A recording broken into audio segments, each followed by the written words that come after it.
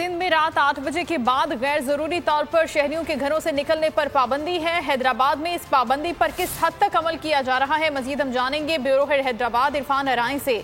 जी इरफान, बताइएगा पाबंदी का इतलाक हो रहा है? जी, कोरोना एसओपीज के तहत सिंध हुकूमत की जानिब से 8 बजे के बाद शहरियों का गैर जरूरी तौर पर घरों से निकल इक़दाम किए जा रहे हैं। ये सिटी हैं अलीना राजपर, वो कोशिश कर रही हैं, शहरियों से पूछ रही हैं कि क्यों गैर जरूरी तौर पर वो निकल रहे हैं। हम उनसे बात करते हैं। आप बताइएगा कि सिंध हुकूमत की जानिब से जो अहकामात हैं उस पर किस हद तक अमल करवाने में पुलिस कामयाब हुई है?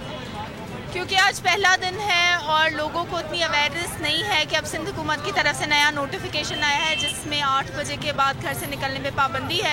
आज लोगों को कह रहे हैं, कुछ दवाइयाँ लेने जा रहे हैं, कुछ अपने घरों की तरफ जा रहे हैं, तो अब उनको बता रहे हैं कि अब सिंध बिकॉज अच्छा, ट्रैफिक हमें भरपूर नजर आ रही है, नॉर्मल नजर आ रही है, जो थाने हैं। शुक्रिया आपका इरफान अराई।